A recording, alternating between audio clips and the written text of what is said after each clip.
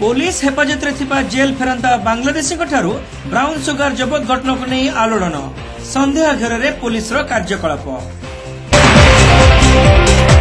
बालेश्वर मुख्य कारागार परिसर ब्यारेक्रु 4.5 लाख टंकार ब्राउन सुगर जबत हेबा सह चौद्वार जेल रु मुकुली बांग्लादेशी युवकों को सहदेवखुंटा थाना पुलिस गिरफ करने घटना एवं सहर समेत राज्य में चर्चार विषय होइछि। 2007 मसीह छिनताई एवं राहजानी मामलें चौद्वार जेल रे दीर्घ वर्ष सजा काटी निकट अतीत मुकुली बांग्लादेशी शेख बाबू खान 4 मास धरी बालेश्वर जेल ब्यारेक रे रहुथिला। कोरोना कटकणा भिसा एवं पासपोर्ट मिलिबारे विलंब हेबा कारणरू सरकारंकर निर्देशक्रमे ताकू पुलिस नजरबंदी रे जेल ब्यारेक रे रखा जायतिला।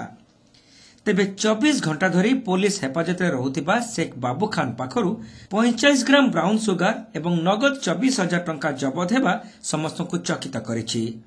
जेल कर्तृपक्ष एवं पुलिस कर्मचारी बिना सहयोग रे एभली कार्य होई परिबो नाही बोली साधारण रे अभियोग हेउछि। तेबे ए संपर्क में बालेश्वर एसपी सुधांशु शेखर मिश्र को पचारिबारु ए घटनार जांच चलीथिबा से कहिथिले।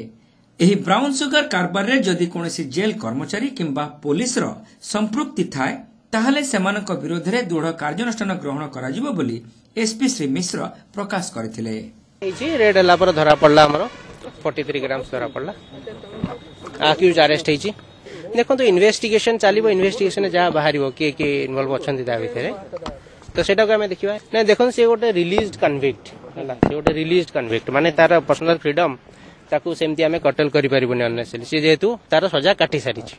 तेणु से तापर ता प्राइवेट लाइफ रे चा पीला बेले कि बाहर को गला बेले बाथरूम गला बेले कोन करूथिला तो सेटा एते जल्दी किछि कंक्लूजन रे पहुंचबा ठीक होबनी। इन्वेस्टिगेशन को वेट करबा, इन्वेस्टिगेशन जहा बारिबो से ना सेटा ठीक नुह, सेटा से तो अरेस्टेड पर्सन नुह, से तो तार सुरक्षा पे दिया जायतिला बेसिकली बिकॉज़ से गोटे बाहर नेशनल कंट्री रो थिला तो से तार सुरक्षा पे दिया जायतिला।